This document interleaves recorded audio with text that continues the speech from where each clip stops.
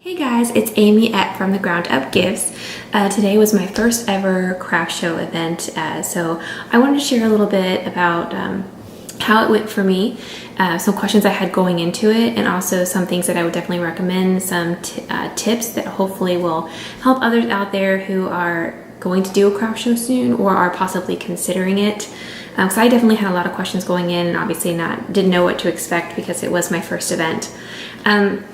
So going into it, I knew that I was going to have a 10 feet by 10 feet booth, which was very helpful to know. But what I did in advance was I went ahead and taped off that section of space in my house, and I set up the tables that I wanted to bring as well as the items that I was going to bring to the craft show as well. And I practiced my layout to see what flowed best in my booth, what looked best where. And that was extremely helpful. It saved a lot of time setting up because I already had an idea of what I wanted where. And it helped me to be able to figure that out in a relaxed environment versus all the commotion of everybody, running around doing things here and there. And it just will help me focus on it. So I would definitely recommend doing that if you have the space at your house to practice in advance, to definitely take that time to do it. Another thing I would recommend is to bring somebody with you to the craft show. I can't stress that enough. It is so incredibly helpful to have more than one person there if your booth gets busy, if you need to run to the restroom, if you want to go get some food, anything like that. You don't want to leave your booth unattended because it's a possible sale that you're losing. You never know. So I would definitely recommend to bring somebody with you. I would also recommend bringing a small table for yourself. That way you can do wrapping up items that people purchase or exchanging money, things like that, just to kind of give you a space. So definitely a table as well as a chair for yourself. I was so tired at the end of the day, and I was so glad that I brought the chair.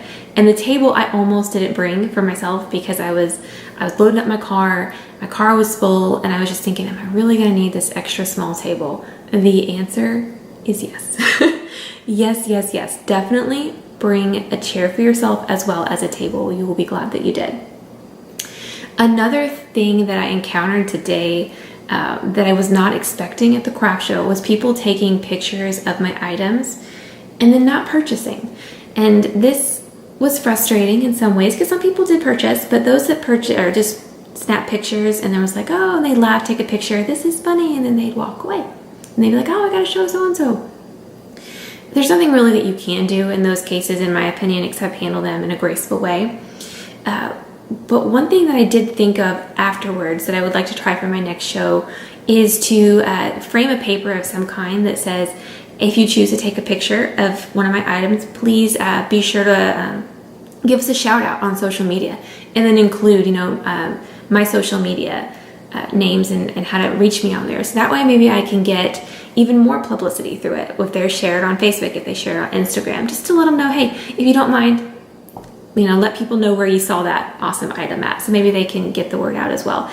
To me, I feel like that's the most advantageous way to handle the situation, to where it can maybe make a not so awesome situation maybe into a positive.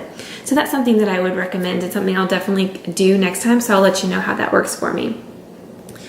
Another thing that I did encounter at the craft show was that I needed to be flexible with my pricing. I have an Etsy shop, so I went into it with, these are my prices because I'm used to selling on Etsy and that works for me at those prices. But at the craft show, I found that the second day was slower than the first day. And for example, I do a wine bottle art type project, and on Friday night, which was the first night, it didn't sell very well. And I had it priced at $15. So Saturday, to try something different, I went ahead and I lowered that price from $15 to $10. Now I was still making a profit on it, but it started to fly off my shelf. And it was a wonderful decision to decrease that price. So I was making less money on it. I was still profiting on it. And that's what I would recommend, is just to be aware of, if possibly lowering the price if you need to find that sweet spot. Because what you really want to do is, while that customer is there, touching the item, talking about it, really, engaging with the item, is to just go ahead and make sure that the price works too. So definitely do that. I'm not saying lose money on an item because that's definitely not something that you want to do. But if you can still make money and if you need to decrease your price just a little bit to get the items moving, I wouldn't be afraid to do that because it really did definitely seem to work for me today. And it just kind of helps you learn more about the environment and stuff like that. And I learned that what works on Etsy doesn't necessarily work at a craft show, that I have to be flexible with the environment.